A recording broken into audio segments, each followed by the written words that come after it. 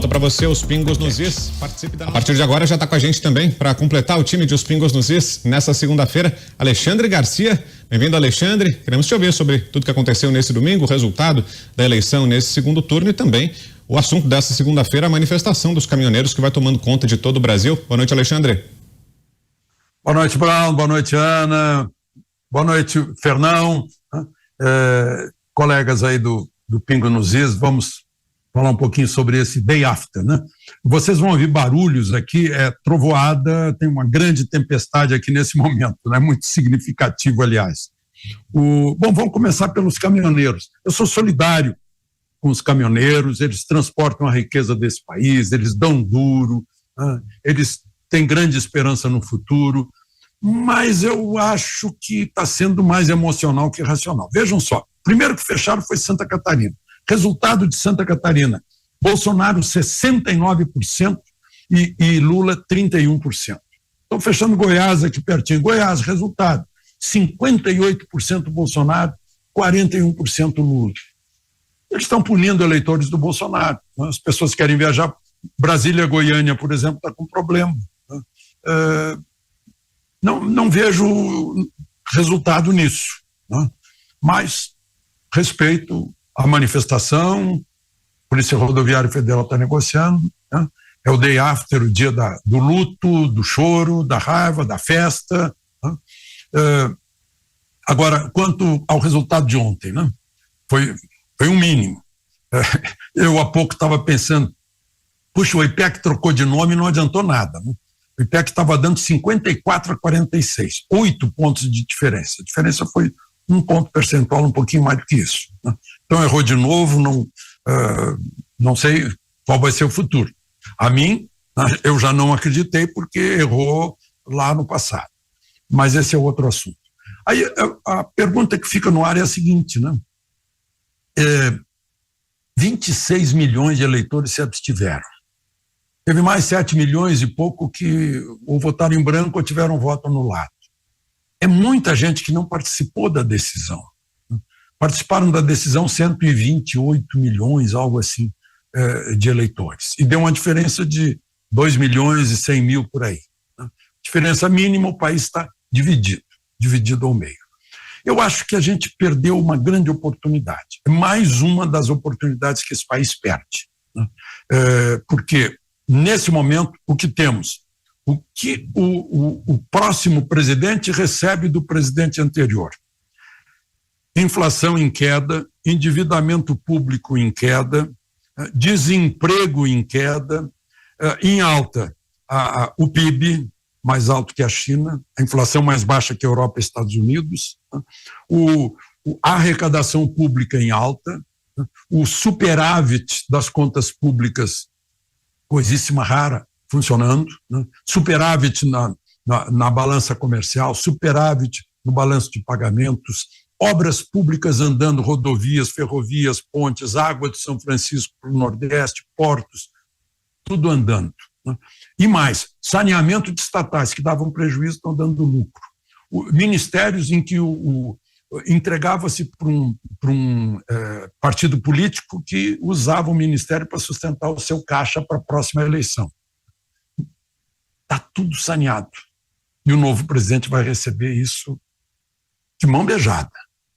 Eu só vi isso quando Médici entregou para Geisel, depois de ele ter vencido a eleição do doutor Ulisses, né, o milagre econômico, que ruiu com a crise do petróleo. Agora, o céu de brigadeiro para fazer reformas, centro-direita com 73% na Câmara, 67% no Senado. Só que não, vai outro presidente. Então, oportunidade perdida. A gente fica sem entender, mas não foi logo ali que a gente ficou sabendo que teve 14 anos de acompanhamento de prisões de ministros, de tesoureiros do partido, do próprio ex-presidente da República, impeachment da presidente, petrolão, mensalão, mala cheia de dinheiro. Foi logo ali. Como é que apagou da memória de 60 milhões de eleitores? Bom, eu estive vendo, eleitores que eram meninos naquela época, são 21 milhões. 21 milhões de eleitores eram meninos naquela época e depois na passaram pela catequese, lavagem cerebral nas escolas.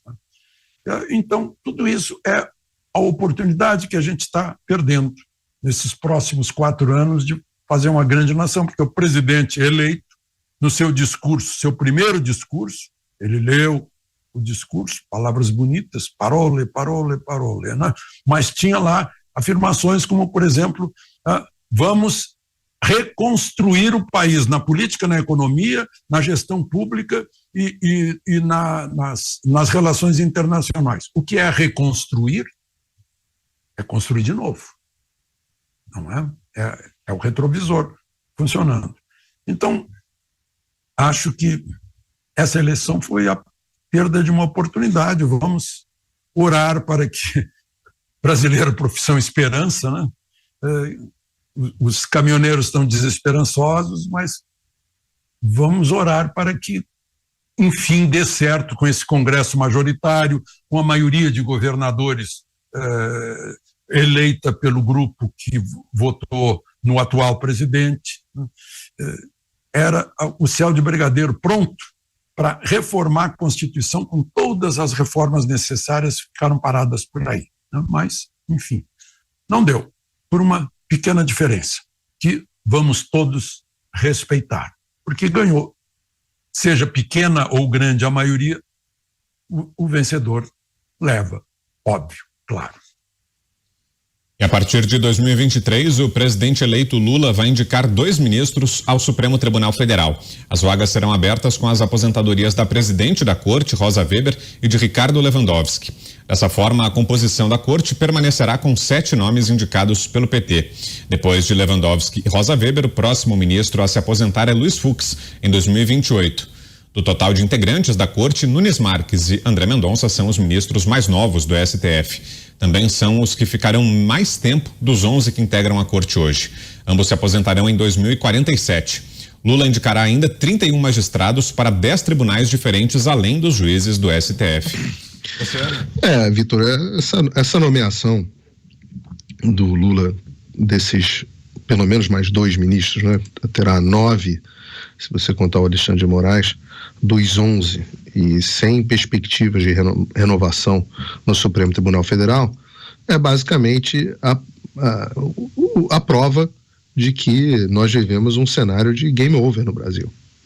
E eu explico isso, porque qual é o maior problema do Brasil hoje em dia? Se você parar para pensar, né? O Brasil tem muitos problemas, mas se eu pudesse colocar o dedo em um problema atualmente, muita gente chama isso de insegurança jurídica, né? Chamaria de insegurança jurídica. Eu gosto de chamar de juristocracia. O Brasil vive uma juristocracia. O que é esse nome bonito, né? Democracia é o regime onde o povo manda. A juristocracia é o regime onde esse aparato judiciário, acusatório, manda no lugar do povo. São os burocratas não eleitos que efetivamente mandam. E mais, como o Fernando estava dizendo, mais do que não eleitos, se nós não gostamos do Lula, se nós não gostamos de um deputado, se nós não gostamos de um governador, o povo tem a capacidade de retirar essas pessoas do poder. Então, há antídoto. De 4 em 4 anos, existe o antídoto das urnas. Agora, não há antídoto contra isso que eu chamo de juristocracia. E se você tem dúvida de que a juristocracia é o maior problema do Brasil, é só pensar quantas medidas tomadas pelo presidente Bolsonaro, eleito em 2018 pelo povo, quantas dessas medidas não foram anuladas pelo judiciário.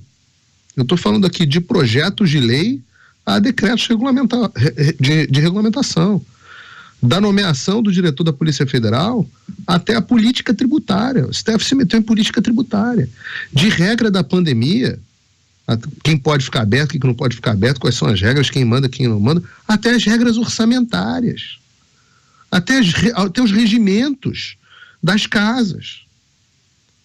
Mais do que isso, se você parar para pensar, qual é a origem sempre de todas as tensões sociais que a democracia brasileira tem vivido nos últimos tempos? Todas as crises institucionais, todas as invasões dos poderes. Existe uma crise do executivo com o legislativo? Não. Existe uma crise do legislativo com o executivo? Não. Agora, existe sempre uma crise do judiciário com os outros poderes. Ora, nós temos nesse momento o judiciário nós tivemos agora no processo eleitoral o judiciário indo fazer lobby para impedir o Congresso de votar o projeto do voto impresso.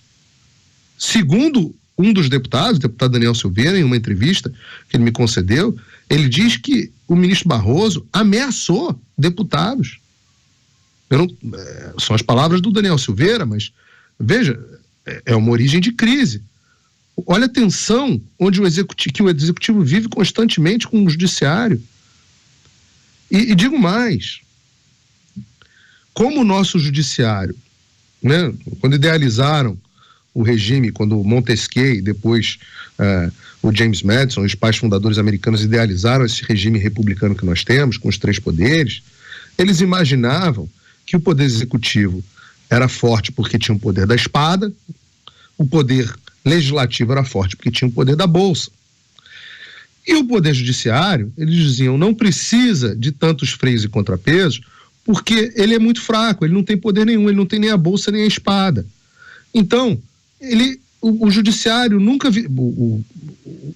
O Federalist Papers dizia, nunca virá uma ditadura do judiciário, porque o judiciário é perto de nada, eles não têm nem a bolsa nem a espada, eles são escravos da lei. Só que o judiciário atual não é mais escravo da lei. Então, é muito provável que os grandes avanços nas pautas chamadas progressistas venha justamente do judiciário. Não é que a gente vai ter um projeto de lei legalizando o aborto no Brasil, mas alguém acharia estranho se certas decisões, como aconteceu nos Estados Unidos já na década de 70, que certas decisões do nosso Supremo Tribunal Federal acabassem por legalizar gradualmente o aborto no Brasil? Ou como eles fizeram na questão da comparação da homofobia com o racismo? São decisões que nunca passaram pelo nosso parlamento, eu posso citar aqui várias outras, mas o avanço das pautas progressistas provavelmente ocorrerá justamente pelo judiciário.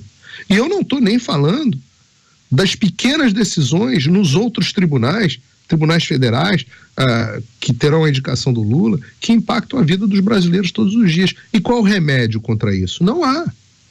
Simplesmente não há. Agora, com esse governo, não há nenhuma expectativa mais de equilíbrio no Supremo Tribunal Federal. E reparem, quanto mais para o final do governo do PT, incluindo aí o Alexandre de Moraes, né, que faz parte do governo do PT, quanto mais para o final do governo, piores foram os ministros sindicatos, mais ativistas. Então, o que vem daqui para frente? Não temos mais nem expectativa de equilíbrio e nem expectativa, certamente, sem o presidente Bolsonaro, nenhuma expectativa de qualquer arremedo de avanço de reforma no judiciário. Então, quem manda no país vai continuar mandando, vai mandar mais, a composição vai piorar e o cenário é de completo desalento. Alexandre. Bom, em primeiro lugar, boa noite, Roberto, boa noite, Paulo. Eu entrei agora, não vi que vocês estavam aí. E lembrando o que disse a Ana a respeito de vou governar para todos, uma declaração de Biden, Lula disse isso ontem, né? Vou governar para todos, vou procurar unificar o país. Né? É o sonho de todo ditador unificar o país. Um país não é algo monolítico. O país tem ideias diferentes, tem partidos políticos diferentes, tem ideais diferentes, e dessa discussão é que se exercita a democracia e se busca a luz. Né? O presidente Lula disse ontem ainda, eu vi as imagens do discurso, interessante que atrás dele, não tem como não recordar, eu estava lá no aeroporto de Congonhas no dia do dinheiro da cueca. Né? E eu vejo ali atrás também o ministro de Relações Exteriores do tempo do Zelaya, lá de Honduras, que tomou conta da nossa embaixada, né? E ele permitiu que a nossa embaixada virasse o diretório político do Zelaya de chapelão e de bota, com os pés sobre a mesa. Né? Foi essas coisas. Bom, a esperança que muita gente tinha de que o Senado, com 67% de centro-direita, fosse, enfim, abrir os requerimentos sobre os quais está sentado o Rodrigo Pacheco há muito tempo, para investigar atitudes de ministros do Supremo que saíram da Constituição, né, várias vezes, desrespeitando a Constituição, eles que seriam os guardiões, né? A esperança se esvai, porque se caçar, se empichar 3 ministros do Supremo, Lula vai nomear outros 3, né? Além dos 2 que se aposentam compulsoriamente. Então, é como a Ana sugerindo que a sabatina seja para valer, né?